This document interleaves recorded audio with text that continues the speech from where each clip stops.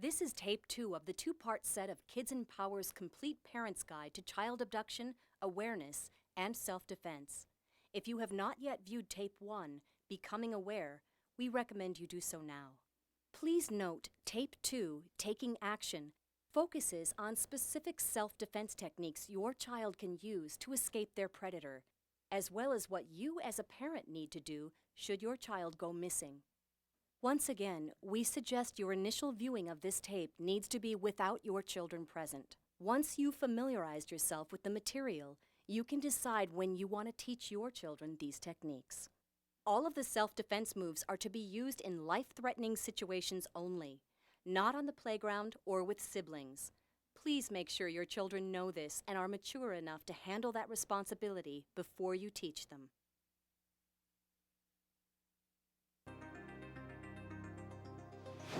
Section 11, Strike Zones, S.L.A.P.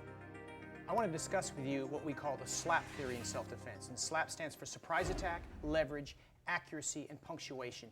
And these are some simple rules and guidelines to use if you actually ever have to have your child defend themselves. Now, once again, realistically, the chance of a child defending himself against a full-grown adult, it'd be very difficult to do at best. However, these are some possible strategies that could work. What we'll do is I'm going to start out by having Gordon.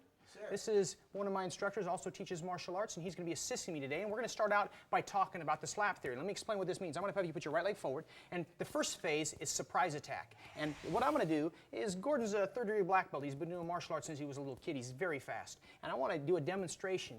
I'm going to have him block. All he has to do is move his hand just a few inches, and I'm going to have him try to block, and legitimately try to block, okay? Sure. And we're going to see if I can touch him with the tips of my fingers on his shoulder before he can block it. Here we go.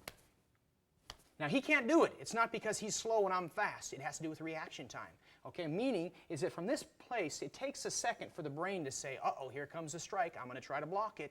And so if I was to load up like this, then he'd have a chance to block. Or if I was farther away, and I came in, he'd have a chance to block. From this range, though, however, it's not realistic for him to be able to block. So what is the odds, then, if we're this close to each other, of him being able to block a strike that I throw at him if he doesn't know what I'm going to throw or where I'm going to put it? Pretty minute. Same thing goes with a child. If a child is this close to somebody, he or she also has a chance of being successful with their first strike. So we want to teach our children one of two things from here. Primarily to get away, create space, because if I'm close enough to hit them, they're close enough to hit or grab me. So that's primary. However, if they're confronted and there is no other escape, then we want them to be able to know where to strike someone if they had to. So we're going to go through softening techniques right now. Softening techniques are techniques that cause a response that we call brain to pain, which means it gets the attacker to think, oh, that hurt, and it gives the defender a chance to make an escape, your child a chance to make an escape. So what we're going to do is we're going to first off eliminate any strikes to the body, okay? Now, I'm going to hit Gordon in the stomach, and I'm going to have him do what's called a martial arts yell, which is called a ki or a ki-op. And let's see what happens. One more time. Now, see, he's able to kind of prepare. Now I'm going to hit him in the groin. I have him do the same thing. Just kidding, all right? There's no way. There's a big difference in that. And the reason why is where you strike someone makes a big difference. So that's right off the bat. So midsection for a child against an adult is basically a waste of time. So first we're going to go upper body. And, of course, how would this be effective if someone was taller I couldn't reach? However, if someone was bent over, that's when these would be used. Number one target is the nose, followed by the neck, followed by the eyes and the ears. And it is so important that you stress with your child this is nothing they use on their brother or sister or mom or dad or friend or the school bully even. This is last resort stuff. This is if I have no other choice. The reason why nose is primary is nose is like a bullseye in the middle of the face. It's easy to find. And if I strike in the nose and I miss a little bit, I've still got something effective. And if you strike someone in the nose, it causes massive watering of the eyes. And you think about it, a child puts all their weight behind, let's say, a palm strike, which we're going to teach, and it goes to the tip of a 200-pound man's nose, the palm is going to win. Okay? Now, the next is the neck. And when we're talking about the neck, we're talking about the front, as in the larynx, the side, the carotid, or the base of the skull. Now, this might be hard to get to. Sometimes someone might be bent over, their chin might be down, but the side of the back might be effective for us. Now, next is eyes. Eyes are close range if someone's grabbing and maybe bear hugging us. And the final one is ears. So nose, neck, eyes, ears. Now, lower body, knee is our primary target. And the reason why, it's easy to get to. You don't have to change your balance a lot. Now, secondly, also, if you hit high or hit low, it's still very painful. Next would be groin, followed by the shin, And that's why, of course, we wear shin pads when we play soccer, because the shin it's so painful when you get hit. And the final one would be instep, top of the foot, in case someone, again, is close range. So what Gordon and I are going to do, we're going to demonstrate a little pattern that's very valuable to really teach people strike zones. And once again, we're going to use some specific strikes I'm going to go through now. But what's more important is not what you use, but where you're going. So if you'd put your right leg back with me, we're going to review this together. Now, we're going to say, as we go, we're going to do 2 palm strikes, and we're going to say nose as we do it slowly. Ready, and go. Nose, nose. Now we're going to go to the neck. Neck, neck. Now we're going to go to the eyes. Eyes, eyes, and ears. Ears. Let's put it all together. Start with the right hand, and let's go. Nose, nose, neck, neck, eyes, eyes, ears. Now that's the upper body. One more time. Ready, and go. Nose, nose, neck, neck, eyes, eyes, ears. And saying it as you do it really commits it to your memory banks. Now we're going to go with going lower body. So we're going to come from here. Ready, and we're going to take a lead side kick. We're going to lean away and go. Knee, groin, shin, stomp, and go. Knee, groin, shin, stomp. Now watch how this looks on me. I'm just standing here. I'm going to be a target, and he is going to go ahead and do it on me, and he's going to say it as he's going. Ready, and go. Nose, nose, neck, neck, Eyes, eyes, ears. Knee, groin, shin, stomp. It's not as important what he's using, but where he's striking. We want those to be like magnets, just kind of automatically targets that we go to. So now that we've got this pattern clear, we're going to call Seth out, and we're going to actually demonstrate some of the applications of this. Come on out for me, okay? And I'll tell you what, Seth's been training in martial arts for about 8 months now. How old are you, sir? 8. He's 8 years old. That's okay. And you'll notice just by the way Seth stands, he carries himself in a very confident manner, okay? And he's such a good person for this because he's not a 12th degree black belt. You expect someone like that to look really sharp. He's just a young man that's been training for less than a year in martial arts. But you know, he always makes it a point of making eye contact. His shoulders are back. He carries himself in a very confident manner. So right off the bat, the average bad guy is going to look, this isn't going to be his first priority because the way he carries himself and the fact that he's alert. Now what I'm going to have him do is I'm going to have him practice a palm strike, and he's going to do a karate yell or a ki. You ready to go? I want your right hand as hard as you can, and let's say nose as you do it. Can you do that for me? Ready, and go! No! Very good. Again, go! No! And go! No! Now I want you to do that one more time. I want you to do that and turn around and run, and you know what to say. Yell strangers, strangers, you run away, okay? Go! No! Run away. Very excellent. Come on back. He's somewhere about Cleveland right now, okay? All right, here we go. Coming back. One more time. Now put your leg back. Now we're going to have him go to a lower body strike, so I'm going to have him do a groin kick. You're going to do an uprising front kick. Y'all ready to go? Here we go. Ready? And kick. Okay, again, and kick. One more time, and kick. Now I want you to kick and run. You ready to go? Ready, and go. Yell, stranger, stranger. Come on back. All right, very good. So the concept with the SLAP theory is the first technique gets there before the attacker even knows that there's an attack being delivered back at him. And number 2 is leverage means the mechanics are correct. So what we practice with that palm strike, that means the body is behind that palm. With that side kick, that means our hips are behind that side kick. With a front kick, that means that we're riding through the kick. Next is accuracy, and accuracy is everything, that the strike is actually being placed where it's supposed to go. And then the final step is punctuate, or punctuation. What that means is they put intent behind the strike. They don't just palm, but they palm with authority. And this is really the key. If we ever had to defend ourselves, if our children really had to defend themselves, it would be a challenge at best. However, if they understood the concept of SLAP and they knew strike zones, then they're the most prepared you can make them. To guide us through some more detailed distraction and escape techniques are Mike Agoff, Shane Ludwig, and Joe Wade. As a former Navy SEAL instructor, Shane has trained thousands of Naval Special Operational Forces and federal agents in the use of armed and unarmed combat. He is a realistic training instructor traveling the country, educating both civilians and our law enforcement on dealing with fear, acting under stress, and scenario-based training. He and his wife have 2 wonderful children. With over 16 years in law enforcement as a police officer and investigator, Mike is currently a defense tactics instructor at the Police Academy and has taught the DEA, FBI, and State Department.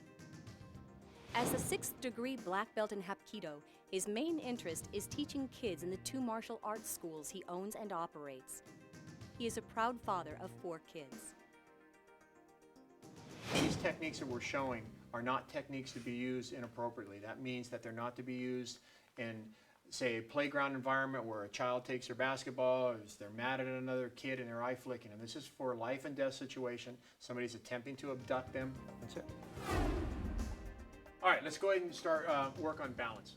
So what we want to do is if Zach's standing with his feet together and I go ahead and just move him, he's going to be easy for me to move, and he's not going to have a lot of force when he executes a striking technique that's going to go back into a solid stance or back into the ground. So he's going to lose a lot of his force when he's executing the movement.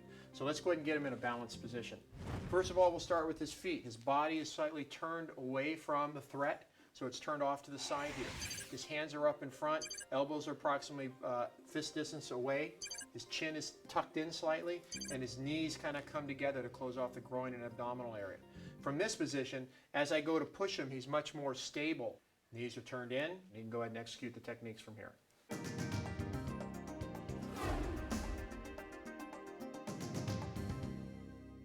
Hammer fist is a very basic technique. Hand is closed, and you're going to be striking as if you're hitting with a hammer in your hand.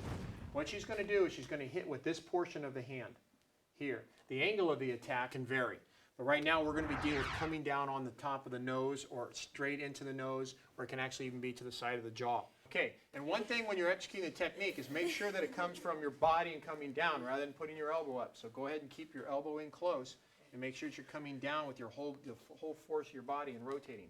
Okay, go. Leave me alone. No, okay, louder now. Let's get a little bit more intense now, okay? Loud, real loud. Go.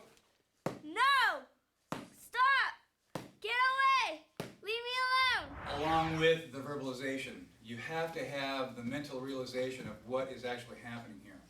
So when you're bringing your child through this certain step, they need to be in the mindset that they have somebody actually right in front of them ready to do bodily harm or something even worse, if there isn't anything worse than that. Okay, go ahead and set up for the hammer fist. Now remember, when you're going through any and all of these techniques, once again, it is imperative that the child have the mind state in which he is going to be in. He needs to be there right now so that the intensity is going to be the same. So, as an example, go ahead and hammer fist the pad. Now, as he's doing this, I want you to go ahead and visualize that person right there. He wants to kidnap you. He wants to hurt you. He wants to hurt your family, your sister, whoever. He is intent on doing you bodily harm. How are you going to hit that pad? And verbalize, get away! As loud as you can, while still being in balance and still being as intense as you possibly can, because that shot has to count. Back off! Get away! Stop! No! Okay.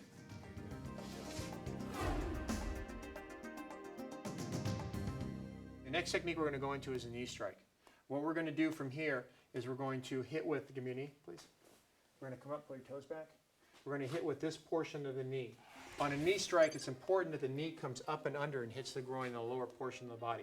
This is a technique that's used in a close proximity. Somebody is grabbing you or is attempting to grab you very close in, and you're coming up underneath. It's a hard technique to see for the person or assailant to see as the technique comes up underneath and makes a strike.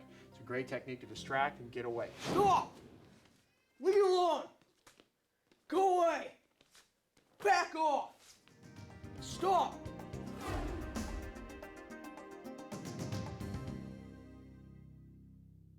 Okay, when she executes the technique, we're going to be striking in the groin. It's the same thing with the knee. You're going to be coming up underneath. Rather than having the kick be executed in a straight line, which is harder to hit the groin, they're going to come up underneath, almost like a football kick with the under portion of their foot and in the shin. So give me your foot, please. Here, you're going to be coming up underneath into the groin. Execute the front kick just like you're going to throw a kick. Okay, now slowly again. Okay, slowly. Okay, now full force. You want to hear the vocalization. Ready? Louder. Go. Get away! Go. Stop! Harder. Leave me alone! Go away! Stop! An elbow technique is designed to go to the face. It can go to various parts of the body, but right now the simplest way to throw a technique is to the head. So as he goes to throw the technique, he's going to be coming around here and striking with the latter part, the last part of the elbow, the last maybe 2 to 3 inches of the elbow. It's going to be coming across, and this will be the impact area here. Tip of the elbow is it's a cutting tool. If you hit to the face, you're going to cut. But we want to get impact and the velocity out of the movement. So from this area here, he's going to be rotating his body just as if he's swinging a baseball bat, basically. And instead of holding onto the bat this way, he's going to be rotating the body, and this extension of his body or lever is going to become the bat. So he's going to be rotating and swinging his elbow out. Let's do a couple slow. 1, 2. Okay, a little faster. 1, 2. A little faster. 1, 2, 1, Back off! 1, Stop! 1. Go away! Okay, good.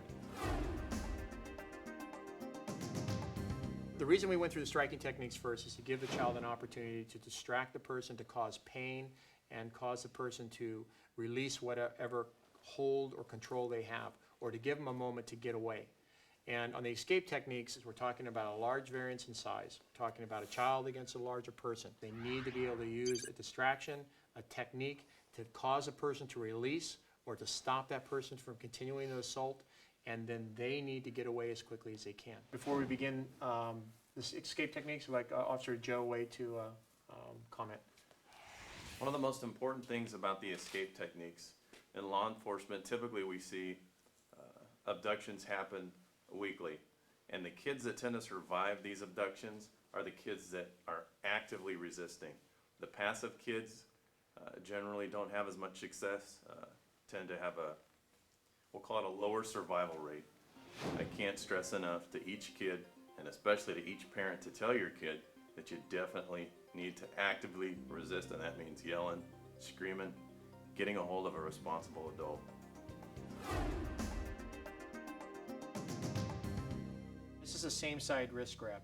Again, the adult's hand is much larger than the child's wrist, so their hand's coming around. It's going to be difficult for the child to get away without using a distraction technique first, causing the hand to open slightly. But what the child needs to do in the basic technique is they need to take the narrow portion of their wrist and turn it towards the thumb and index fingers of the hand the person's grabbing with. You need to use the other hand coming up over the top from the closed fist. So the child's going to close the hand that's grabbed, reach over with the other hand, grab the fist, and then pull back across their body. Okay, so let's go ahead and do that on your own. Okay, pull back. Okay, again, good. That was good. Good. Good. Now, when this starts, when the person reaches down to grab them, the child's going to first start off with the front kick that we did earlier, the football kick or the front kick to the groin, and then immediately reach down and pull the hand back. After they cause some sort of pain or a distraction to the person, he's going to pull away. It's important when you're executing the technique that you finish up the technique, meaning that the kick is strong, the grab, gain your balance again, pull away, then take off and run. Let me go. Good, good.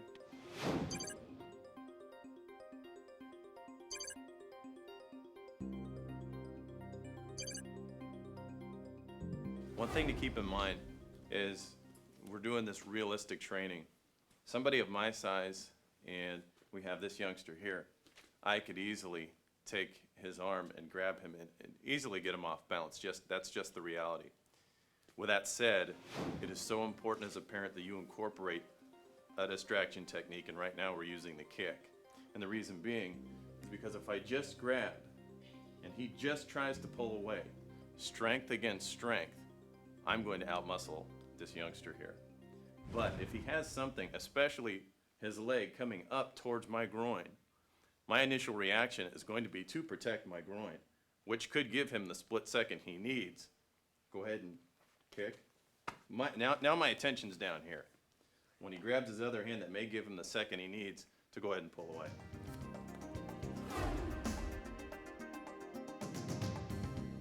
We're going to go through the front bear hug, arms pinned. We're going to utilize the biting technique and knee strike to the groin. All right, so the first technique, Shane comes up, grabs, bear hug. Lift Sarah up. Sarah is going to bite to the neck or ear, strike. From there, going to lift up, strike to the with the knee to the groin. As Shane drops her, she pushes away. Okay? Nope. Come here, little girl. Bite, knee, and then take off.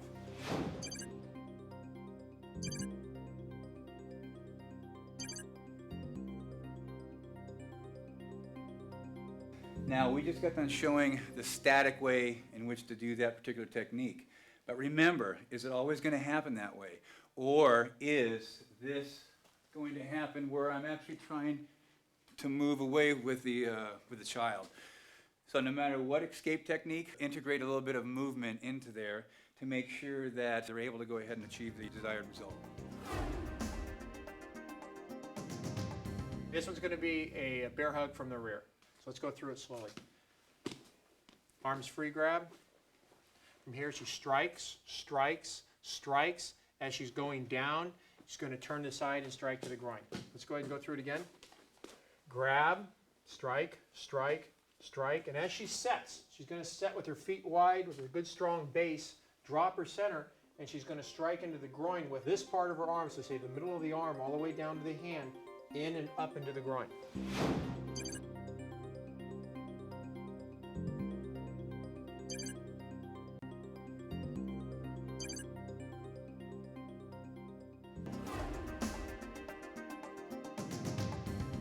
You need to have the ability to be spontaneous enough so that if the individual comes and grabs you, you need to be able to deal with it. So you might be doing a combination of the techniques that we were talking about earlier. So this time, Mike's going to come in and go after Zach, and Zach will need to break contact. At the same time, remember as that's happening, let everybody else around you know that you're in distress. Go ahead and go. Yeah, as you go, yeah, don't stop, don't stop. Let everybody else know where you're at. Say help, help. All right, and then break contact and go away. Remember, the confrontation is not ended until you are able to get away or this individual actually flees the scene himself. Those who fight back are the ones that have the greater percentage of escaping the situation. You need help, keep going, keep going. Okay, keep going, don't quit. Knee him in the groin. Don't stop, don't stop, don't stop. Yell, scream. Kick him. Go, run, you can't stop after that. Kick him. Good. Keep going, hit him. Run. Being in the suit and feeling the contact, I learned working with Shane as a motivator, getting him to go, I'm feeling the technique, and it is effective. When they hit me in the head, kick me in the groin, this helmet absorbs a lot of power or punishment, but I can feel the technique and power through this helmet. And if they would have hit me in the nose, kick me in the groin with what the techniques they just used, it would have caused me to let go or not want to continue my assault. So what you get out of this type of training is endless. The sections you've just seen focus on practical self-defense moves. You may want to review them several more times before going over this with your child. If you feel your child is up to it, you'll want to view it with them and practice along.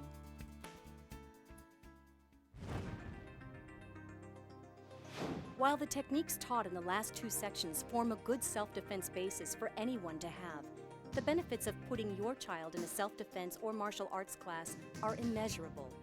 Classes build self-confidence, knowledge in the mind, and strength in the body. Once a child is taught these techniques by the parent, watching them on a video obviously is not going to be enough for a child to retain these techniques. They're going to need additional training. And there are a lot of good martial arts schools around that can help a child continue their training. I think it is important that the child continues to learn and to be in an environment where the skills grow. A lot of parents come to me and ask me what style is the best style in martial arts to have their child train in. And there's a lot of good martial arts programs out there. I don't think there's one martial arts that you can say is better than another. I think what you should look for is an art that is well-rounded, allows the child to experience various entities of martial arts training, meaning punching, kicking, throwing, grappling, weapons, so the child becomes more well-rounded. But there is not one martial art that is superior to the other. Look for a teacher that you feel comfortable with, that you feel is going to benefit the child the best. Say if a child or a parent wanted to have their child sign up in a martial arts school, I think it's important that the parent takes the time to go out and watch the class, talk with the teacher, talk with other parents that are in the class, get to know a little bit about the style in which they're going to learn. Look at and watch classes, beginning classes and advanced classes, so that you see the progression and see what the end result is of the student.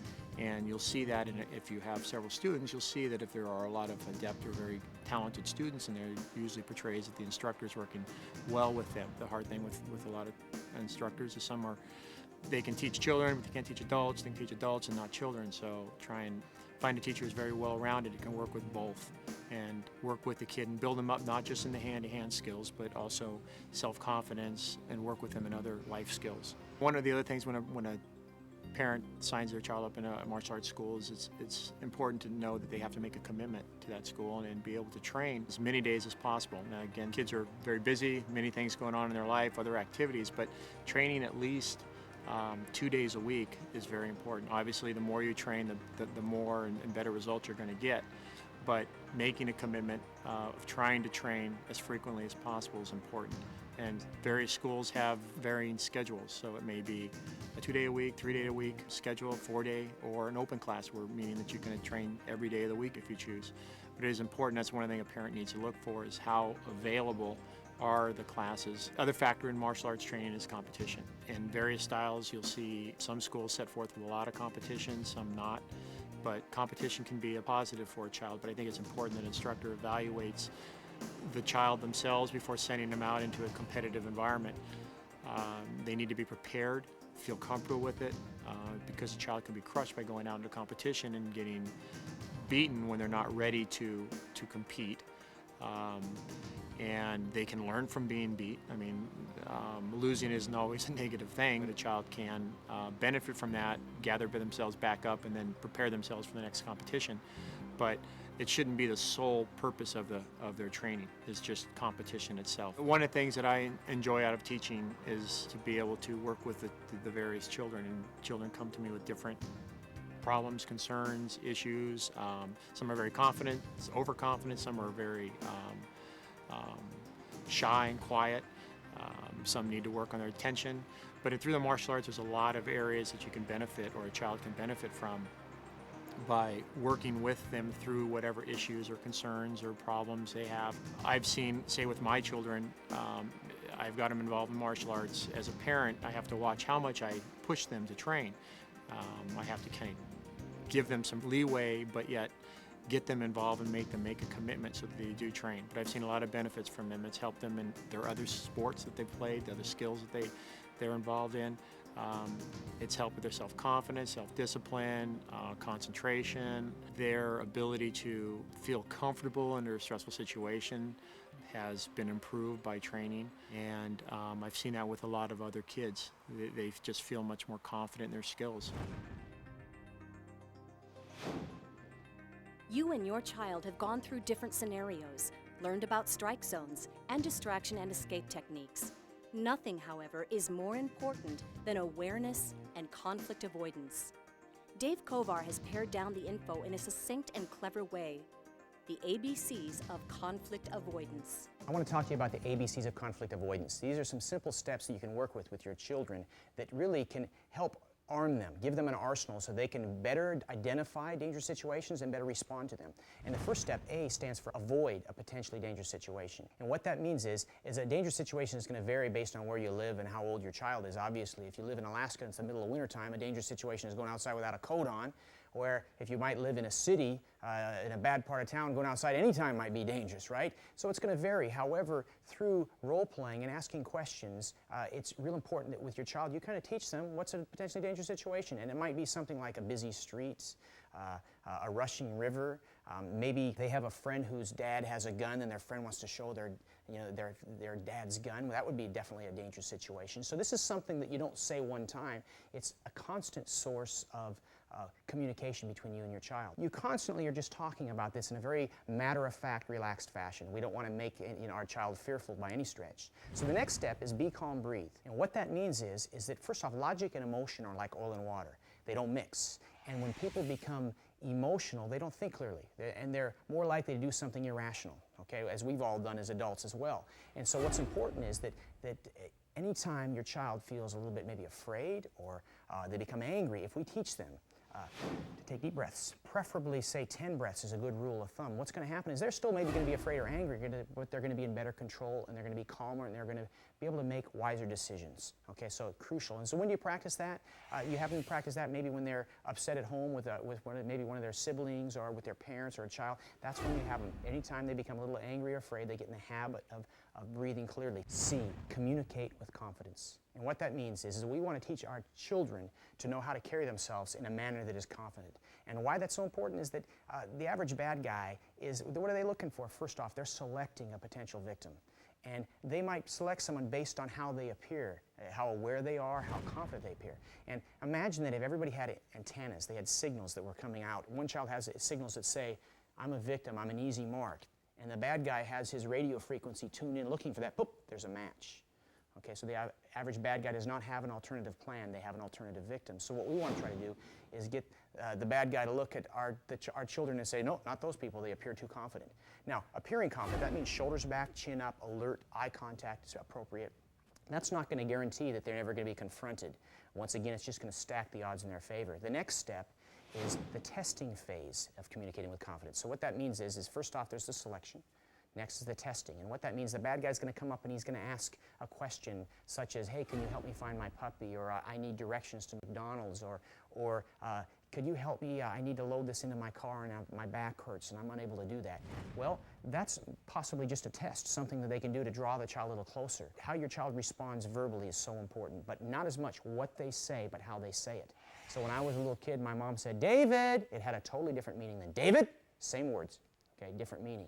So the concept with that is that we teach our children to be able to communicate clearly with clear tonality. No, back off, get away, or stranger, whatever it might be for the appropriate situation. And that is going to possibly be enough to deter a potential attacker. The next step, if that doesn't work, is the physical assault. That's where someone comes up and actually grabs, pulls, tugs, whatever.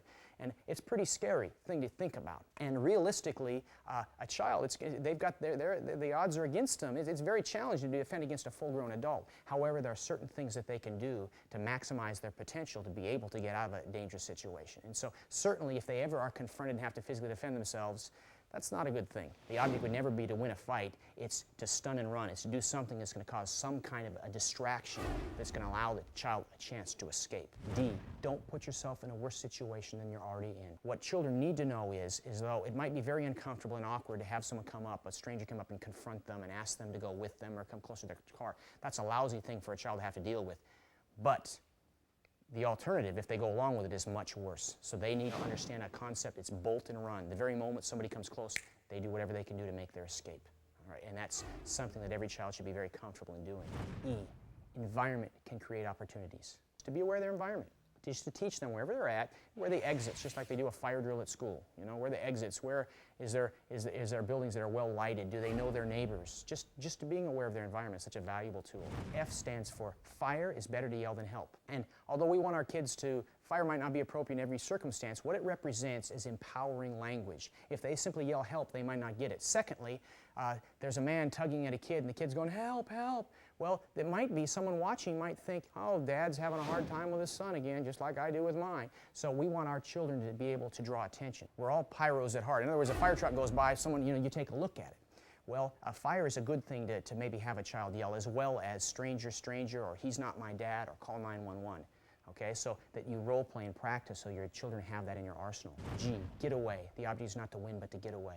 So we want to teach our children that in any confrontation, whether it be a schoolyard bully situation, it's never about winning a fight. In a more life and death situation, it's never about trying to hit an adult or to get it. It's about getting away at all costs. H, if all else fails, hit hard, hit fast, hit first. So if you absolutely have to defend yourself and there's no way to get around the fact that you feel like you're physically threatened and the only way you're going to get away is by doing some kind of strike to distract somebody, then you don't wait for them to come at you. You would strike first and then you'd make your escape. Here is a quick recap. A stands for avoid potentially dangerous situations. B, be calm, breathe. C, communicate with confidence. D, don't put yourself in a worse situation than you're already in. E, environment can create opportunities. F, fire is better to yell than help. G, get away. The idea is not to win, but to get away. H, if all else fails, hit hard, hit fast, hit first.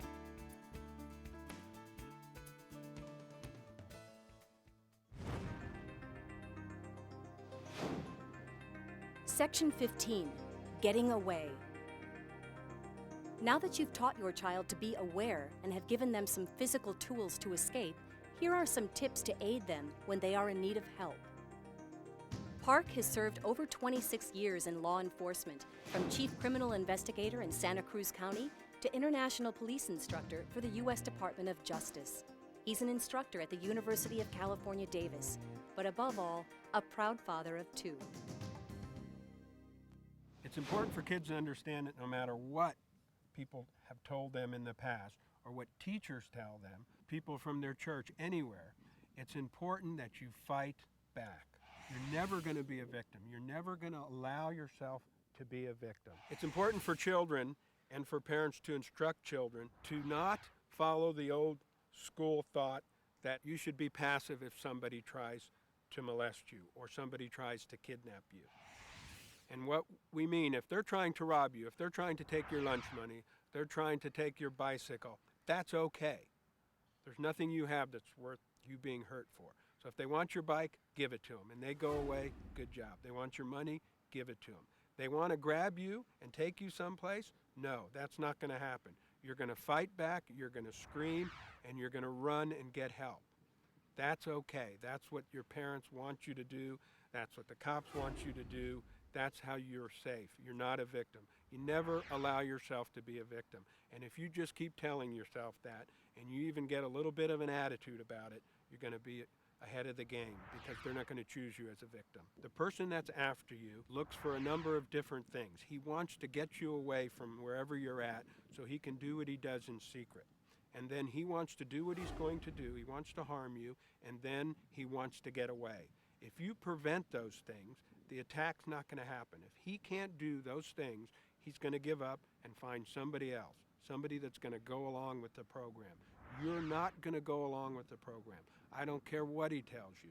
They can whine and say, you're being mean to me. Your mother told me to come and pick you up. Honest, just come with me. We'll go contact her. No, you don't do that. You fight back, you scream, you run away. Make your child understand the need to fight back quickly, and to continue to fight back.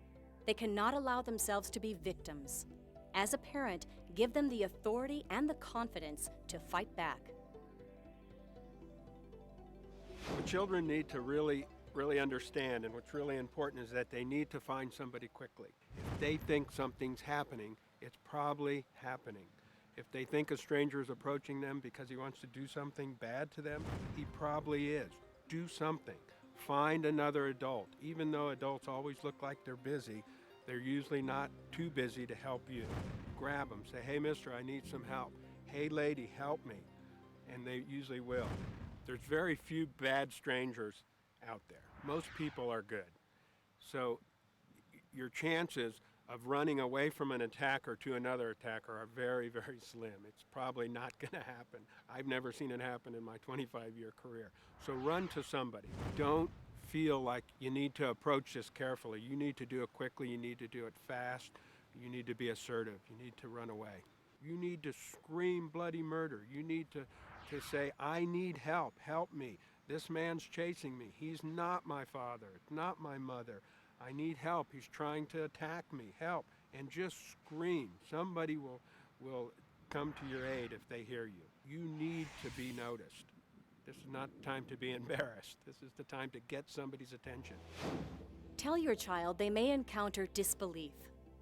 Have your child make it clear that they are not throwing a tantrum, that they truly need help.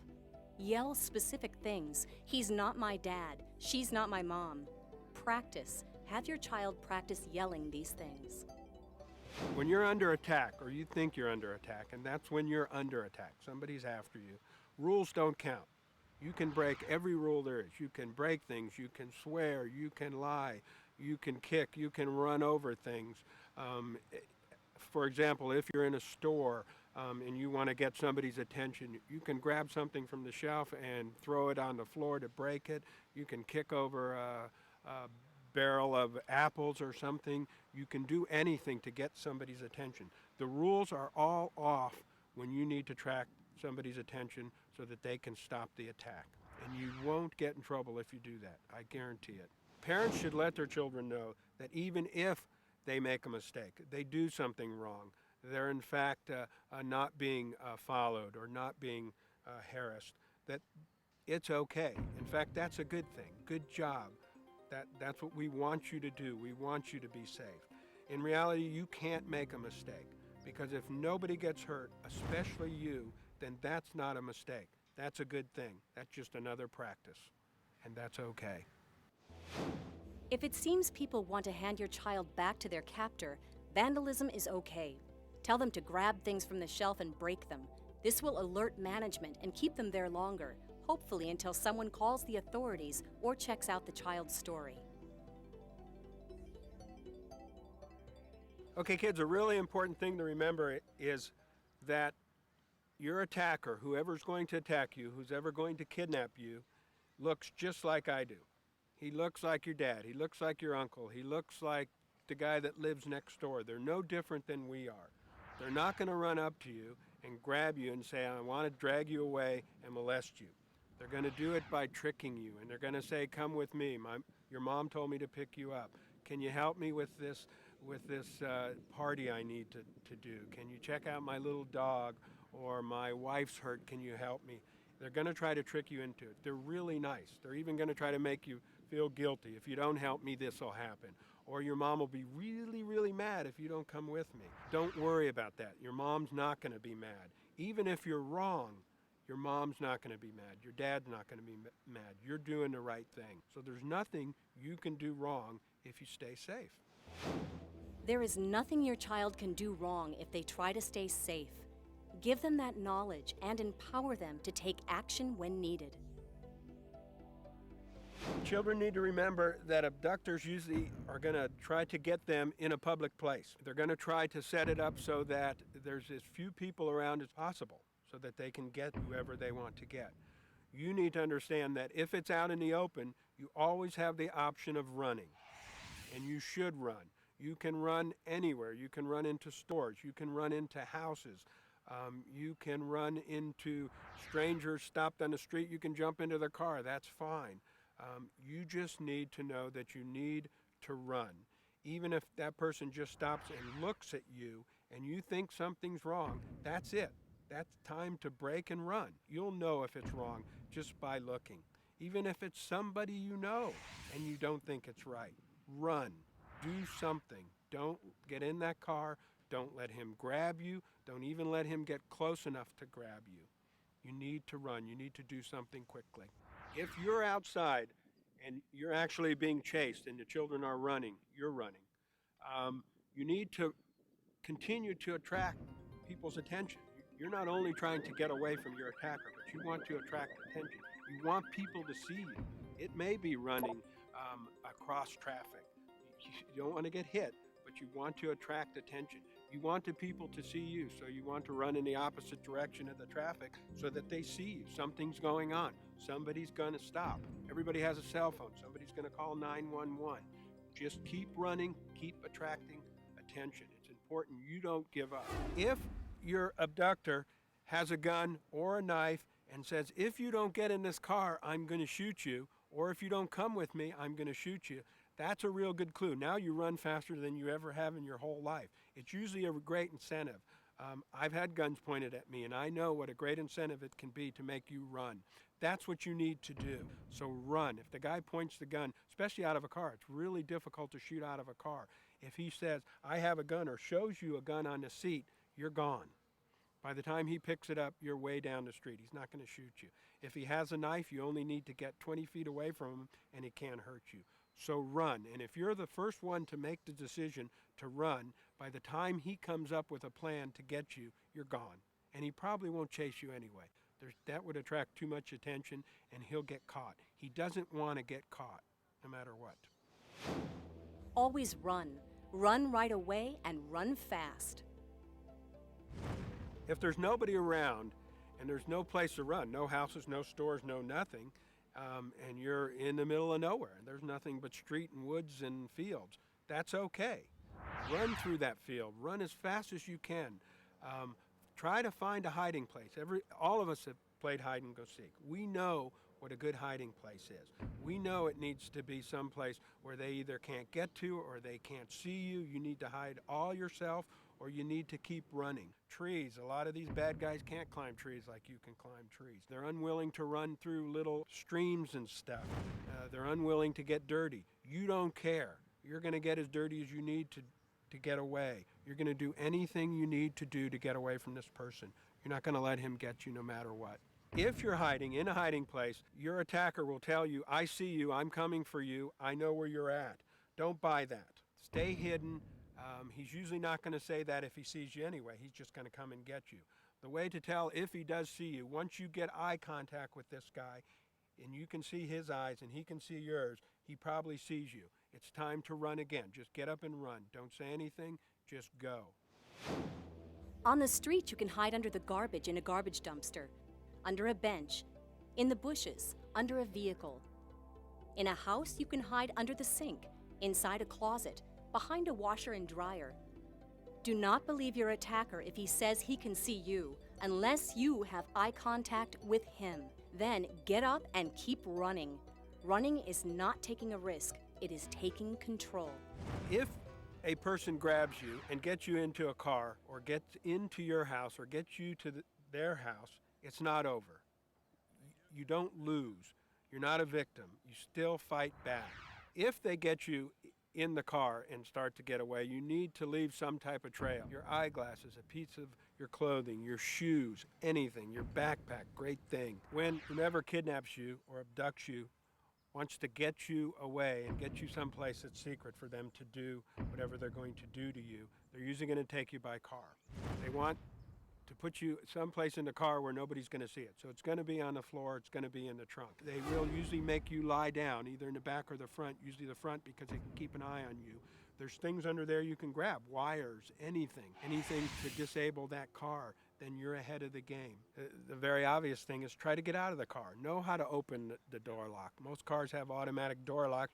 You push one little button, the lock opens, you pull the handle, and you're out. You can do that. All cars have to stop at a stop sign. You can kick up at that person while he's driving to try to cause him to have an accident. Usually those type of accidents are minor, and that will definitely get somebody's attention. If you can distract him to make him run into something or somebody, do it. That's what you want to do. You don't want to let him get you to where he's taking you. So that's your next step. I'm not going to allow this person to get me to where he wants to go, no matter what. Even if it's to jump out of the car when you're moving very slowly, that's okay. You want to get out of that car, kick out windows, do anything. Pull the keys out of the ignition, throw them out the window. Grab the shift lever, throw it into reverse. Anything to stop that car, anything to get somebody else's attention and get some help to you. They'll tell you, if you piss me off, I'm going to harm you. That's not true. They're going to harm you anyway if they can get you where they're taking you. So don't worry about making them mad. Anything they tell you, discount it. Do whatever you need to do. If that's kicking, biting, fighting, breaking, that's all good stuff. Familiarize your child with any tools that may be found in a car. Show them where they can pull wires from under the steering wheel. Teach them to push down on the accelerator pedal to force the car into the car in front of it, causing a fender bender and a chance to get help. Your child must keep fighting back until they're safe. If somebody gets you into a car, another favorite place to put you is in the trunk. Good place, nobody can see you there. All new cars have a release somewhere in the trunk. It's usually a red handle or a red little tag with a string on it. Pull that. If you're moving down a freeway going 80 miles an hour, pull that thing and kick that thing open. Somebody's going to see you. Kick and bang on that thing when you're moving, somebody will hear you. Also in the trunk, it's very easy to kick out the back seat, so even if you're taped and bound with your hands, you usually can move your feet. Kick out that back seat. Kick the lights, the tail lights. Start kicking the heck out of the tail lights, and they may fall out or blink on and off. Kick the trunk to make noise. Scream, yell. If your hands are not bound, look for something to pick up. A wrench, a tire iron. Start banging your way out with that. Show your child the trunk, the taillights, and possible tools they may find there. Remember, pulling the wires from the taillights significantly increases the chance the abductor will be pulled over by police. If your child goes missing, you can also tell police you've taught your child to do this, making cars with a busted taillight now even more suspicious. If a person, an abductor, gets you into the car and he stops anywhere and says he needs to go get gas or get something or make a call, and he says he's going to lock you in, you can't lock people in cars. Can't do it. There's always a way to unlock a car from inside, so you need to remember that. So no matter what you do, you can get out of that car if he leaves, and that's exactly what you should do. If you're bound, start kicking the heck out of the windows. Kick something, start screaming. If you're in a car, and even if the person is in the car, and especially if he's not in the car, you want to try to disable that car. And you can do that a number of ways. Pulling wires, kicking things, taking things off your clothing, buttons, pins, to stick in the ignition so that he can't put the key in, breaking the gear shift lever, anything to disable that car. Break as much stuff as you can, and then again, always try to get out of the car, no matter what that person tells you. He's going to lie to you throughout this whole thing about how he's watching you, how he's going to harm you if you do something, how he's always has somebody watching you or he's watching you. Don't believe that. Always try to get away. Never stop trying to get away, because he never really has you until you give up, and you're never going to give up. The abductor uses a vehicle to get your child to another crime scene. It is vital they fight back as much as they can so the transport can't happen. Empower your child to fight back. If somebody gets into your house or gets you to their house, there's still many things that you can do to attract attention. You can turn lights off and on. You can switch outside lights on in the middle of the day that would seem out of whack. In the house, especially if it's your house, that's your territory. You know that house. You know where to hide. You've played in that house. You know which doors are locked. Get away from him. Get to a phone. Dial 911. Even if you can't talk, just open that line up and put the phone down and keep running. Somebody's going to come if that happens. You know the hiding places. And most important, remember, if you know how to get out of the house, get out. Get out of the house and run. Don't think that you have to stay and protect anything in that house. Get out, run down the street, run to a neighbor. You should be able to get out of your own house quicker than that guy can grab you. If he has you in his house, in his apartment, you can do the same thing. Look for a room or a bathroom that you can lock yourself into. Try to break a window in that bathroom. Try to attract attention by stuffing up the toilet, breaking things, finding a phone and dialing 911. Do anything to get somebody's attention, and again, always try to get away, and that means get out of that house. If you have to jump out of a window and the fall is 5 to 10 feet, do it. That's okay. You're probably not going to injure yourself. And then run. Quick recap. When locked in a house or room, teach your children to signal SOS with the light switch. 3 short dots, 3 long dashes, and 3 more short dots. There's a good chance someone will see the signal and alert the police. Teach children to tie their socks in a knot and stuff them in the toilet, then flush. The mess may alert the neighbors or be a distraction for the abductor. Engage your child in this learning. Play hide and safe with them. Show them the great hiding places. These guys or women, doesn't have to be guys, that are trying to harm you or trying to kidnap you are looking for certain kids. They want kids that are easy to abduct. They want kids that look like they talk to anybody. They're nice. They're not aggressive. They're not assertive. And then once they do enter into any type of dialogue with you, that's what they're looking for. They want to gain that power. They want the power over you so they can make you do what they want you to do, and that's usually they want to harm you. So if, in fact, before that happens, if you're aggressive, assertive, have a little bit of an attitude, this is a good time to have it, they're not going to choose you. When you're on a playground and it's a bunch of kids and you see some guy approaching you and that doesn't seem right on a playground, turn around, look at him. Let him know that you know he's there, and he'll probably back off. Don't be afraid to hurt his feelings or anything. Let him know you know, and then don't let him close that space. Keep a distance between him or you, or now get somebody else's attention. And the important thing for the parents to instruct the kids is you need to do something. You need not to be passive. And if you just keep telling yourself, I have to do something, you'll find something. And the rules don't count. You can do anything, and you're not going to get in trouble. Even though most abductions happen when your child is outside, make sure they are also aware when they are home alone. Here are some simple things you and your child should discuss. Abductors, they know when your kids are home alone. they know when your kids are home alone, because usually they're parents, just like you and I. Kids are home alone when they come home from school and before you get home from work. It's important that you talk to your kids about this time. What do you do if somebody comes to the door? What do you do if somebody tries to break in the house? Have that plan. Let them know about it. If they're home alone between the hours that school's out and you're going to come home from work, you should instruct them to keep the doors locked.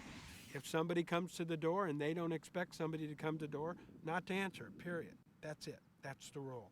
If that person is persistent and that person will say, I know you're home, and that person probably does know that your child's home because he's been watching. We know that. He will try different doors. Your child should know that the plan is they're not going to open a door no matter what. They're not even going to acknowledge that they're home. If they know that this person thinks that they're home or is now trying to get in, going to different doors, trying windows, the best thing to do is get out of that house, get away. It's always good to have friends around. It's always good to tell your child, so-and-so across the street doesn't work. You can always go over there. You can always call her on the phone. Let them know that no matter what happens at that house, if that person breaks in, and if that person is in fact a burglar, and he gets into that house and steals something, that's okay. Let your child know that's okay. There's nothing in that house that's worth your child's safety. Make sure your kids know how to dial 911. Make sure they're not afraid to dial 911, and make sure that they know that they're never going to get in trouble if they dial 911 and it's not a real emergency. It doesn't matter. Every cop would rather go out to a house, find a child that's okay and just a little scared, than go out to a house and find a child missing or hurt. Part of the plan in leaving your child home, you should never schedule appointments with any type of service people. We know child molesters gravitate towards occupations that put them together with their victims, including coaches and people that can get out in the community and get close to these kids. So make sure your kids aren't at home when the electrician comes by or the roof repairman or something of that nature. Only do that when you're home or somebody is there to supervise a young child. Phone calls. A lot of people will try to call, and because of cell phones now, they can sit outside, call home. Let's see if the little girl's home. We'll just call in. Have them screen the call. Let it go into the answering mode, and then if she hears who it is, pick it up. And even if it's you, let them say, it's okay. I'll go into the answering mode and ask you to pick it up. It's okay. Kids are afraid of getting in trouble a lot, more than you think they are. So don't put the heavy burden on them to if they make a mistake, they're going to get in trouble. Let them make the mistake, especially on the side of safety. And let them know that there's nothing more important than their safety. Nothing material, nothing that they can do to make a mistake, nothing that they can break is more important than their safety. If your child comes home to an empty house, have him or her make sure no one has broken in. Check the doors and windows. If something is off, go to the neighbors or a trusted adult in the neighborhood. Never have your kids open the door when they're home alone. And don't schedule service appointments when there can't be a supervising adult around. Tell your children if the doorbell rings, ignore it. If it's someone important, they will come back. Have them call you and check with you before opening the door. You can then always send a neighbor over to check it out. Make sure you warn your child of the many cons, as in, I need to use a phone, I'm lost, my dog is in your backyard, my wife needs help, can I call a doctor? Your child should feel free to call 911, but do not open the door. Give your child the authority to say no and feel comfortable with it. Your child should not give out personal information or parent schedules through the door. Phones are tricky. Make sure no one tries to lure your child out of the house with a package delivery or other excuse. Have all calls go to an answering machine or screening device like caller ID. Should your child mistakenly answer, teach them to say, Mom's in the shower or Dad's on the other phone. Should your children be home alone when someone is breaking into the house, they need to get out immediately and run to a trusted neighbor or adult for help. Make sure your children know how to lock and unlock all windows and doors in your house. For more on home invasion, here is Dave Kovar. All right, you know what? Home invasion is probably everybody's worst nightmare. It's a very scary thing to have to think about once again. You know, there's some simple things that can do to help if that situation ever arises, and the Lord knows, hopefully it never does. Okay, first off, obviously make sure that your house is well lit, that you get in the habit of locking those doors. An alarm is great, a dog is great, all those things. But let's say we've covered all our bases and still someone enters into our house. We want our children to know an exit from every room. And it's the exact same exit you would use if there was a fire. So this doubles as a fire drill. And so what that means, you go into the living room and you say, okay, if you couldn't get to the door, how would you get out? See that window? Okay, that's how you get out. How would you get out? See that lamp? You'd pick this lamp up and you'd throw it through that. And then you'd take this pillow from the couch and put it over the bottom of the window so you wouldn't cut yourself on the way out. So you'd go through every room in your house doing the same thing. So they would have a sense, okay, if I'm locked in the bathroom, how do I get out? Well, I take the soap container and I throw it into the window, and then I take the towel and wrap it over. If you're in a second story, a good thing to have is a rope tied around the foot of the bed. And then the same thing applies. Now, if you were here, what would you do when you couldn't get downstairs? Well, you would take this lamp here and throw it through this window, and the rope that's under your bed, that's tied to the foot of the bed, you would throw it out the window, and it's got knots in it, and you're going to climb your way down. And that they also, from there, know of a safe house, a neighbor that they would go to, and you actually role play with this. It's very empowering. And the common thing that the average parent would consider doing is hiding everybody in the master bedroom closet. It's really not a good choice. The whole idea is if you can get one person to escape. Obviously, a mom is never going to leave her kids, and a dad is probably never going to leave his family or his wife, but kids should learn to leave the house. Remember, if your child can't get out, they need to call 911 immediately. If they can't stay by the phone, have them dial it and leave it off the hook, then go hide. We've talked a lot about trusted adults. To designate these people to your kids as trusted adults is your responsibility. Don't assume that because someone has authority that they can be trusted. Interact with these people and get to know them. Even go so far as doing background checks before you send your children away with them. One case I was involved in was interesting. The parents sent their kid off on an overnight trip with a man who they thought was their son's friend's father, let's say Billy's dad. And they went off on this trip, and all of a sudden the kid didn't come back. He became a missing child, an investigation and a search and so on. Later on, when the case was solved, they found that this man that they assumed was Billy's dad wasn't Billy's dad, wasn't even Billy's stepdad, was just a man who happened to be living with Billy's mom. But yet the parents just assumed that when they let their kid go off on this trip, well, what adult is going to be there? Well, there's Billy's dad. And so they just assumed that that's who it was, and they didn't realize exactly what the situation was. This guy turned out to be a sex offender with a lengthy history of crimes against children. So, you know, you kind of have to look for those things. Also, as we look at these cases, parents need to understand that a lot of times when you meet somebody, and friends, particularly if you're a single mother, and you meet somebody and they seem to be interested in you, it may be because they're interested in you, but it may also be because they're interested in your child. So you need to be careful about these kinds of individuals that you may even invite into your home. Most of these individuals are not going to abduct your child, but they may sexually victimize or molest your child. So you need to be careful about that.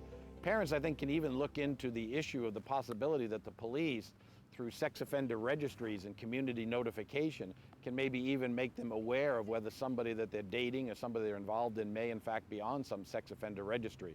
So it'd be a good idea to check with your police to find out if that kind of information is available and can be disseminated to a citizen if you're interested in somebody in particular that you wanted to check out. There's a fantastic resource for you as a parent available at your local police station or right at home on the internet, depending in which state you live. On May 17, 1996, President Clinton signed Megan's Law, named after 7-year-old Megan Ganka, who was brutally raped and murdered. Megan's Law requires every state to register individuals convicted of sex crimes against children and gives the states discretion to establish criteria for disclosure, but compels them to make this information available to the public. When Megan's Law went into effect several years ago, what the federal law did was direct all 50 states to create a database of the registered sex offenders in their jurisdiction. And it varies somewhat from state to state. In California, we have what's referred to as an allowable release of information, a reasonable release of information. Each one of those indicators is a registered sex offender in this particular area. Here's Arrow Drive, right here. Where we are right now is right about here. But where people get upset is they want to be able to go in, put the cursor on one of those dots and click on it and have the guy's face pop up and general information about him. That's against the law right now in California. And that's what may or may not change based on the cases that are currently in front of the U.S. Supreme Court. Every state has a Megan's Law counterpart in their state statutes to bring them into compliance with the federal statutes. It's very much in a parent's best interest to go to your local police facility that has the Megan's Law terminal available, because not all facilities have it, and view that terminal to just find out who's your neighbor, who's living in the neighborhood. Sometimes it's not too many people. Sometimes, like this one, it looks like somebody's been shooting at it with a BB gun. So, and we encourage documented representatives of youth leagues, for example, Little League, Pop Warner. They come in before their season start up and run all their volunteers, all their coaches, to make sure that they're not people that need to be kept away from children. We encourage that type of thing. If you have a person you're concerned about, you can go to a police facility that has the Megan's Law terminal available, and you can go in and you can run that individual by name. You can also run it by geographical region based on street address, intersections, points of interest such as parks, schools, things of that nature. So you can get as much information as possible. And it'll give you limited information. It'll give you back the picture of the individual, their name, the aliases they've used, their original commitment offense. It won't tell you where they live because that information is protected. But it'll give you general information on the individual. For more information, visit www.meganslaw.com or contact your local police or sheriff's station.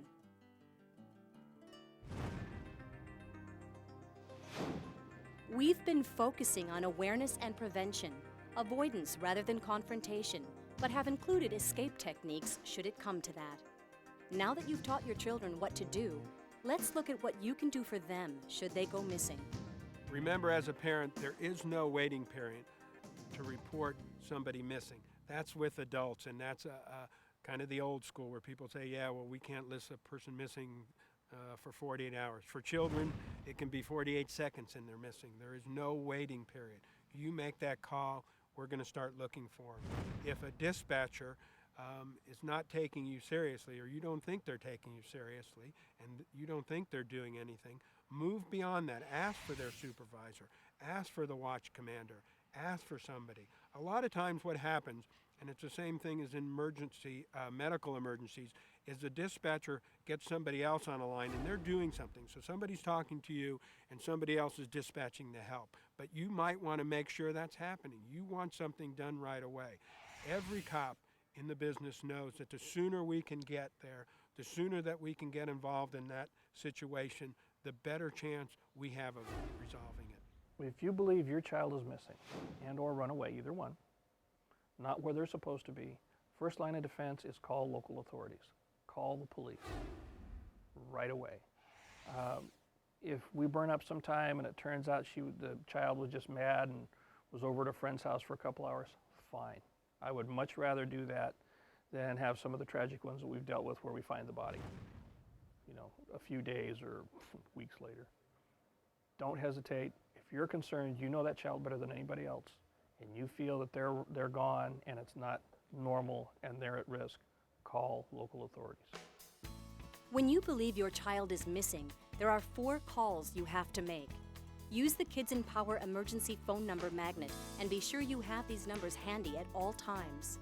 Remember to remain calm and focused. Panic can make you forget things. Your first call should be 911. Tell them you are reporting a possible missing child. For your second call, contact your local law enforcement, police or sheriff. Remember, there is no waiting period.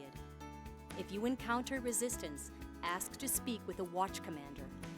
Third, if you suspect abduction, call the FBI Missing Children Task Force. Their number should be listed in the front of your white pages. Fourth, call the National Center for Missing and Exploited Children, 1-800-THE-LOST. They can help you get the word out nationwide. And last but not least, we've included the number for Team Hope. They're an organization that helps parents cope in these hard times.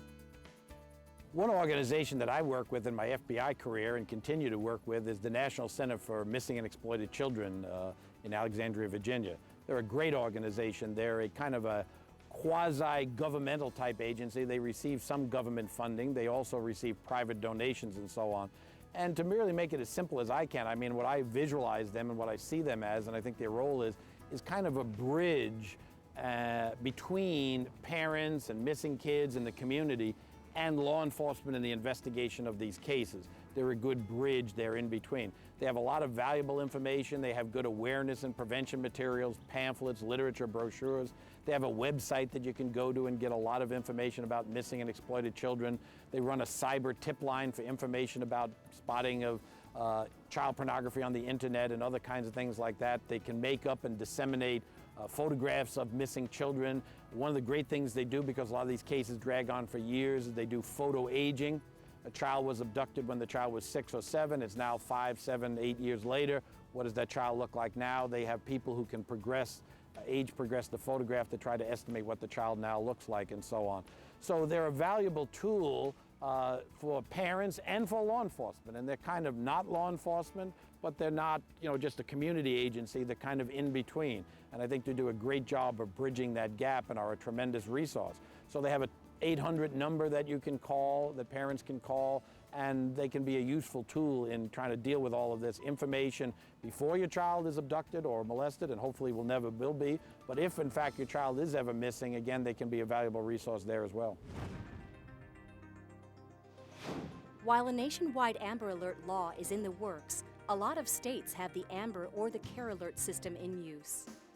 Amber Alert, named after 9-year-old Amber Hagerman from Arlington, Texas, who was kidnapped and murdered, stands for America's Missing Broadcast Emergency Response. There was a recent highly publicized case that I think clearly illustrates the great value of the Amber Alert, in which 2 adolescent girls were kidnapped, but there were 2 boys left behind who were witnesses, who could describe the vehicle and other information. They had a lot of good descriptive information. Obviously, this is the perfect kind of case for the Amber Alert. We clearly know that the children were abducted. We clearly know that they're in danger, and we have good information that can be disseminated. So therefore, it's perfect. The information goes out there, people are alerted, and in a relatively short period of time, somebody spots the truck and these individuals, and the case has a happy ending. The children are rescued and so on. The offender wound up dying, but the children were in fact rescued. Amber Alert is a very valuable tool.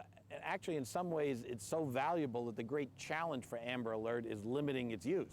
If you get an Amber Alert every other day or twice a day, then it's going to lose all its effectiveness. So it has to be used in those specific cases that it's going to have the maximum benefit.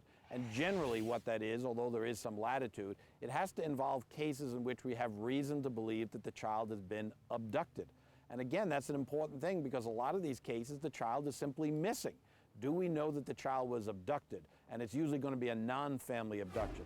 We have to believe that the child is in some kind of danger that would necessitate this kind of alert. And then the third crucial element that you usually have to have in most Amber Alerts, there has to be specific information that you can put out, not just as an alert, Mary's missing, but it may very well be a description, a car description, a personal description, a license plate, something like that, something that can be put out.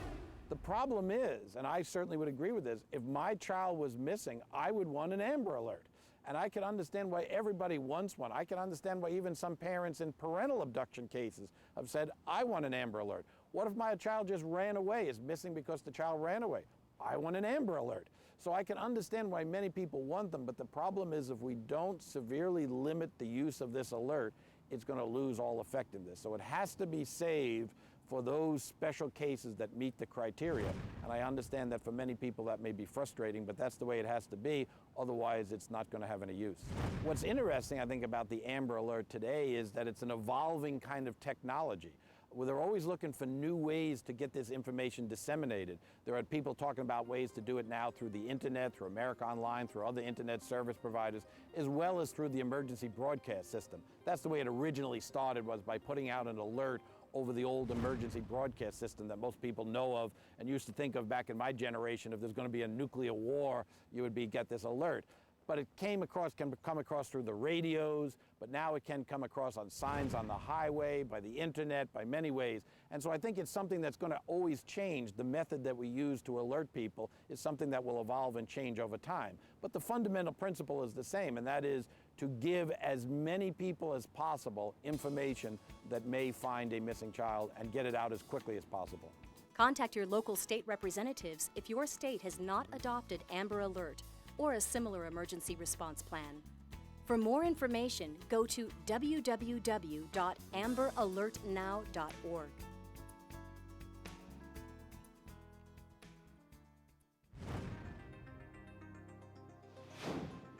Section 20. Once you've reported your child missing. For parents, when your child goes missing, naturally you're going to be upset. What we don't want you to do is panic. You're our best witness. You're our best source of information. If because of your panic and because of your fear, you can't give us the information that we need to find that child, it's just going to either take longer or it's going to delay us in what we need to do. So it's really good to have a plan. Know where you keep those pictures. Know where you keep your ID kit. Know who your children's friends are. Know what their telephone numbers are. Know what their address is. Keep that somewhere. Have that plan in place so that when you do get upset or your child does go missing, you know where it is. You don't have to worry about it. We'll have all that information so that we can do our job, which is finding your child. As a parent, when your child goes missing, remember that everybody's working together. The police, you are, your neighbors, to try and find this child. There's a number of things that we do that you won't understand, and one of those is we want to treat your house, if that's the last place you saw your child, as a crime scene. And when we do that, we think that everything in that house, everybody that was in that house, is somehow related to that crime. So we're going to question people. We're going to look for evidence. We ask that you limit access to your child's room if that's the last place you saw them. We don't want relatives in the house. We don't want friends over. We want that to be treated as a crime scene because we're all going to try to do the same thing, and that's find your child. You need to stay focused on that because you're the ones that are going to tell us all the things that we need to know. Neighbors' telephone numbers, addresses, things they might have said about something they saw. I worked a case once where a mother, even as upset as she was, and talking to me while she's crying, said, I should have listened. And as I questioned her, well, what are you talking about? Oh, my daughter saw this weird van. And it was a van that was known to us. We knew who took this little girl. We found this little girl, and she was okay. Those are things that we need. Those are things that you need to give to us. That's why it's so important you stay calm, stay focused on finding that kid. And little things that you don't think are important, things your kid said, things your kid wearing, people they hang around with. Those are the things that you need to get to us. If the child has access to a computer at home, we need to see the computer. We need to go in and check the internet access. We need to see what kind of activities been carried out on the computer. We need to look at chat logs, email logs. We need to look at instant messaging, things of that nature. Anything where that child may leave a trail that we can use to track them down. And the more information you can provide for us, obviously, the better off we are and the quicker we can get on the trail of your child. One of the things we always look for is they have an object that's precious to them. Generally something small like a locket or a piece of jewelry, a ring or something like that, that in your mind that they would never go someplace without. If that's missing and the child's missing, that's very significant to us because that sometimes says the child left on their own. If that thing that is so precious to the child is still there and they're missing, that's a major red flag. Because if you say, she never goes out of the house without wearing that locket, or he never goes out of the house without wearing that watch, that's a very significant thing to us, and it helps us give a direction to go with the investigation. The parent's demeanor is one of the very first things we look at. Unfortunately, when you have a child victim, over 80% of the time the perpetrator is either a parent or a member of the extended family. So if I've got 5 family members and 4 of them are in tears and going off, and one of them is just doing some completely normal, calm behavior, I'm going to start looking over there because that's not right. That's not normal. And then you get extremes to the other way. You'll get, for example, one case, I had a father that couldn't stop washing his car. He must have washed his car 20 times in 8 hours before we found his missing son. Sometimes people will ground themselves in normal behaviors to try to maintain their composure. We start at the last locale the child was seen, and we work our way out. I was an FBI agent for over 30 years, and I spent the last 20 of those years involved in studying crimes against children and sexual victimization of children, doing training and research in these areas. And one of the things that we discovered, I and my colleagues in the unit where I worked, is that if you're going to do this kind of behavioral analysis, what most people today call profiling, in order to do that, you need information that has two characteristics. Number one, it has to be detailed, and number two, it has to be reliable. So we need as many details as possible. Just vague information and generalized information, generalized descriptions are not enough. It has to be detailed information. So I would encourage parents to try to provide as much detail as they can concerning their children's patterns of behavior, what they do, things that they observed and saw, with as much detail as possible. The second thing that's really important that many people don't realize, the information has to be reliable. There's no sense in having this information that's not accurate and reliable. And the big problem is that with child abduction cases being so emotional and getting the kind of community response that you get, many people come forward who sincerely want to be helpful. They're not trying to be malicious, but they come forward and they provide all kinds of information about what they think they saw, what they believe they saw, but it really isn't accurate. So the police need to take that information, but have to always assess it and evaluate it to try to figure out how accurate it is. In a lot of these cases, when the family or the parents are attempting to convince the police that their child has met with foul play or has been abducted, whatever it is, in their zeal to do that, they sometimes lie and misrepresent and distort the facts. And one of the most common things we see happen is distorting or changing what we call the window of opportunity. What the police are always looking for is, when was the last time this child was seen? When was the last time this child was noted to be missing? And that's the window of opportunity. A lot of times the parents haven't seen their child in an hour, 2 hours, 3 hours, 5 hours, but instead of openly admitting that, they alter the facts and begin to communicate that they last saw their child 5 minutes ago and change this window of opportunity. Then the police now narrow the investigation to something that could have happened in that time frame, and it may not be correct. I was involved in a case a few years ago in which a parents did that. A suspect came up in the case, but he had an airtight alibi for the window of opportunity that they felt that the child had to have been abducted during. Later on, when he was convicted, it turned out that this child had in fact been missing for a much longer period of time, and this man did in fact abduct the child. But the parent, again, not wanting to indicate or communicate that they had not seen their child for a long period of time, shortened that window of opportunity. So the message really is, whatever your situation is, be honest with the police. Because in the long run, if you're not, and the police find out that you've distorted, misrepresented, lied about things, you're going to be in trouble, and it's going to damage the case. The same thing is true if there's other problems going on in the family, such as drug abuse, business problems, other kinds of things. The most important thing you can do is tell the police about those things, be honest about those things. They can then look into it, eliminate those things, and then narrow the focus to the proper investigation. Okay, as parents, remember that you're the best and foremost advocate for your children when they go missing. You need to raise a little hell to get people to do what you think they need to do. They're probably doing it anyway, but it's okay for you to demand. It's okay for you to be upset, and it's okay for you to make sure that everything that can be done is being done. You can make phone calls to the FBI. You can make phone calls to missing children hotlines. You can talk to the news media, but always consult with the police, because that's an important part of the overall investigation. When you're looking for your child and we're looking for our child, we should use everything available to us. We don't know who's going to find that kid, and we don't care, because we want to find that kid.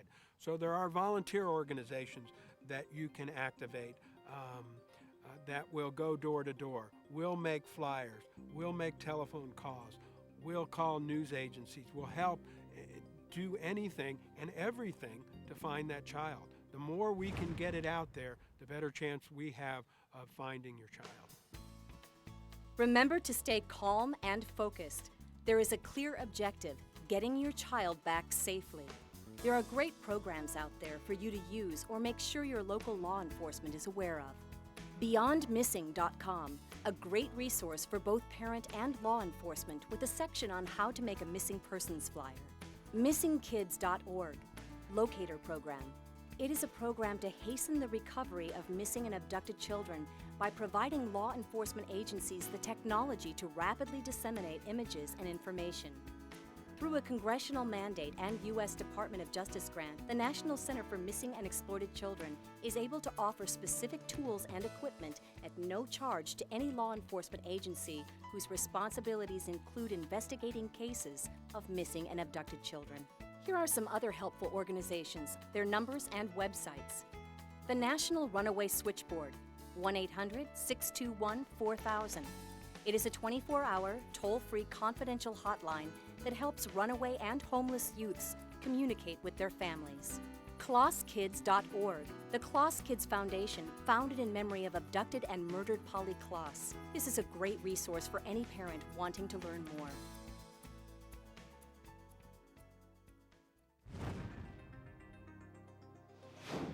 There is one last section to cover. As promised, here are some tools that may help you teach your children about safety and may help keep them safe. Remember, we are not affiliated with or endorsed by any of these organizations. All, some, or none of these products may be right for you. We just want to present them to you so that you are aware that they are out there.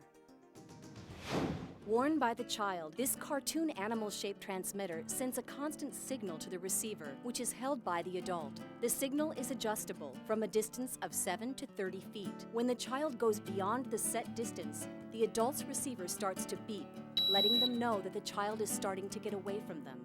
The child transmitter can be attached by clip or necklace. The child-safe alarm is a 95 decibel mini alarm that fits easily in your child's hands or clips onto clothes or a belt. Should your child feel scared or lost, he or she can activate the unique push button for the alarm to sound.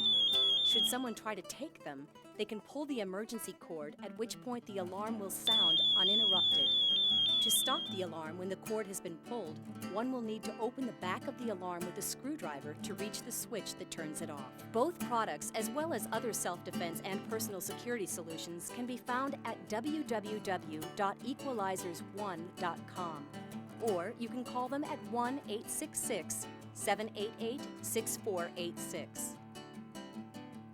Another product, while a bit pricey, is the Wearify GPS Personal Locator Watch for Children. This cool, colorful watch has a tracking device in it that lets you pinpoint your child's location by internet or phone. A safety lock prevents unwanted removal, and it includes a built-in pager and a Call 911 button. For more information, call area code 650-551-5200 or check it out at www.wearifywireless.com. To help you teach your child safe behaviors, WordWrite Media has developed the Crime Proofing Program. It provides step-by-step instructions for teaching safety skills using a positive model that is rich with rewards and based upon years of research. Check it out at www.crimeproofing.com. For more information on safety advice and products, stay in touch with the Kidz'n Power community at www.kidsenpower.com. Failed abductions almost never make the news, but we want to celebrate even the smallest successes. If Kidz'n Power has an extraordinary and immediate impact on your family's life, if you have safety tips of your own, or if your child escaped an abduction attempt, let us know at www.kidsenpower.com. Thank you for taking the time to go through this video.